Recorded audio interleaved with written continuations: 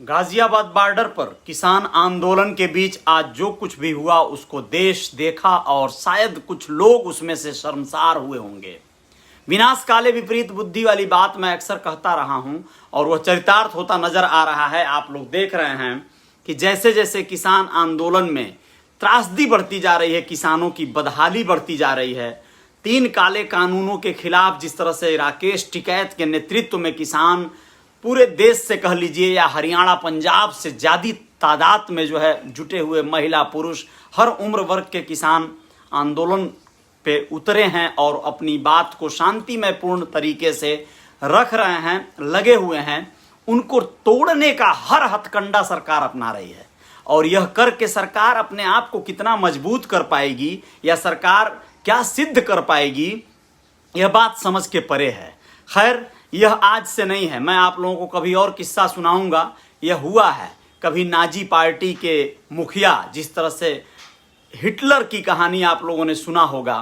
दुनिया में ऐसे बहुत सारे तानाशाह रहे हैं, उन लोगों ने समय समय पर तानाशाही की है और आवाम की आवाज़ को अक्सर दबा दिया है। और ऐसा ही एक बार और भी नज़ारा देखने को मिल रहा है। विगत 7 महीनों से आंदोलन चल रहा है किसानों का। इतना लंबा आंदोलन बहुत ज़्यादा आहत करता है जनमानस को। किसानों के आंदोलन का नेतृत्व कर रहे राकेश टिकैत की व्यथा को सोशल मीडिया से लेके जो इलेक्ट्रॉनिक मीडिया है, मुख्य पटल की मीडिया है, उसने भले दिल से न दिखा पाया हो, उसकी बाध्यताएं चाहे जो भी हों, लेकिन आज जो बॉर्डर पर हुआ वो देखिए क्या होता है। एक नेता जो भारतीय जनता पार्टी के प्रदेश मंत्री के तौर पर है, मिस्टर वाल्मीकि, उनके स्वागत हेतु बहुत सारे कार्यकर्ता हाथों में झंडा लेकर, बैनर लेकर गाजीपुर बॉर्डर पर पहुंच जाते हैं, गाड़ियों का काफिला लेकर। आप लोग खुद बताइए कि ये रार लेने जैसा नहीं है, तकरार करने का इरादा नहीं है तो क्या है? आखिर आप लोग इतने ज़्यादा बड़े संस्कारी और बड़े जो है अदब वाले कार्यकर्ता बन गए।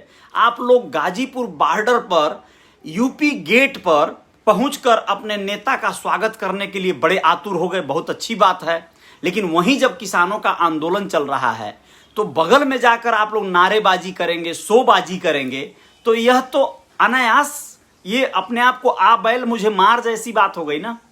किसानों ने वहां पे अपनी ओर से नहीं कुछ किया, आप लोगों ने किया, भारतीय जनता पार्टी के कार्यकर्ताओं ने किया। ये सारी चीजें करने के पीछे का मंशा क्या है?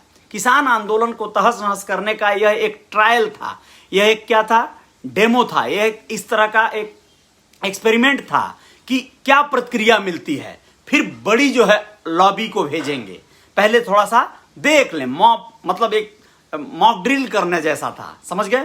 तो ये मॉक ड्रिल करने का एक कार्यक्रम बना था कि भैया जरा जाओ तुम लोग और वहां पे जरा अपने ओर से नारेबाजी करो, उन लोगों को चिढ़ाओ मटकाओ जाकर और देखो वो लोग क्या रिएक्शन करते हैं।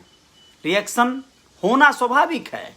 आप लोग जाकर उन लोगों के आंदोलन में डिस्टर्ब करोगे, उनको आहत करोगे, उनको छेड़ोगे, तो वह लोग आप लोगों की पूजा नहीं करेंगे, आरती नहीं उतारेंगे।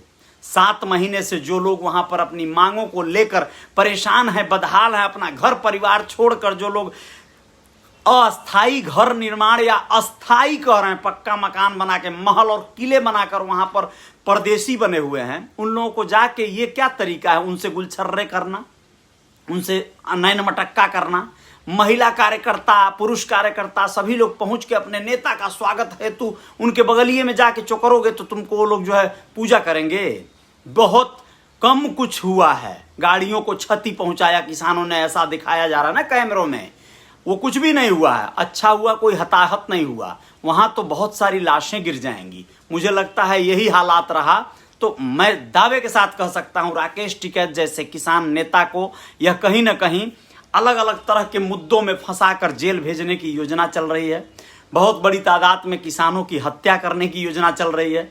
ये सब होगा, यह देश देखेगा। अगर हालात ऐसे ही रहे तो बहुत समस्याएं बढ़ जाएंगी, बहुत बड़ी परेशानियां बढ़ जाएंगी।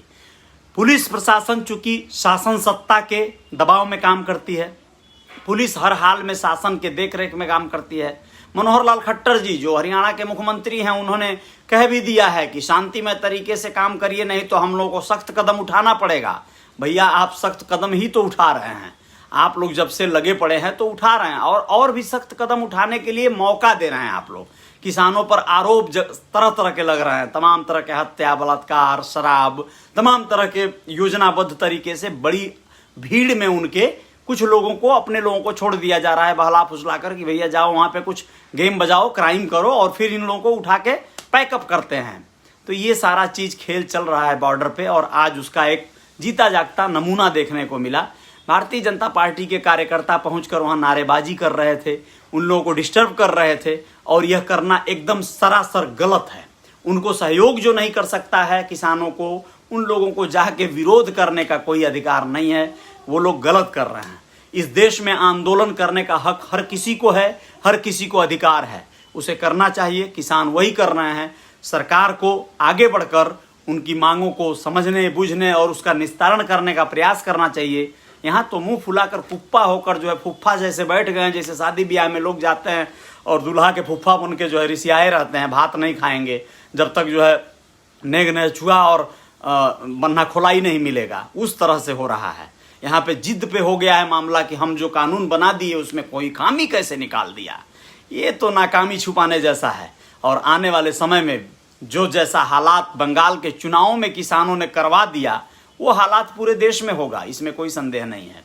देश देखेगा। और इसी के साथ चलेंगे आप लोगों को फरीदाबाद के खोरी गांव लेकर। वहां तो हालत बद से बदतर होता जा रहा है। 10,000 घर, लाखों लोग, हिंदू मुसलमान सबकी आबादी बराबर, लगभग समझिए जो भी उतार चढ़ाव हो। फरीदाबाद दिल्ली से नजदीक का एक गांव वन विभाग की जमीन में बसा दिया गया। यहाँ का हालात आप लोग समझ रहे हैं क्या होता है। पहले हम समस्याएं पैदा करवाते हैं, हम बीमारी बढ़वाते हैं, फिर इलाज करने के लिए अपने ही कोई वैक्सीन बेचने का योजना बनाते हैं। यानी हम पहले ट्रैफिक तोड़वाते हैं और छुप के ट्रैफिक पुलिस बन के खड़े रहते हैं, और जैसे ट्रैफिक तोड़ के कोई आगे बढ़ता है तो हम उसका हाथ पैर तोड़ने की योजना बनाते हैं, अगर वो हमको रिश्वत नहीं देता है। ये हमारी पुलिस करती है। महाराष्ट्र पुलिस हो, दिल्ली पुलिस हो, हर जगह की पुलिस हो। रूल पहले तोड़ो, फिर पकड़ाओ, फिर उनका मुंह भरो, नहीं भरोगे तो फिर चलो आगे की कार्रवाई को झेलो। ये हुआ है खोरी गांव के लोगों के साथ। आज उन पर जबरदस्त लाठी चार्ज हुआ है। तमाशा, कई महिलाएं घायल हुई हैं, बच्चे जो है आहत हुए हैं, परिजनों को बेघर किया गया।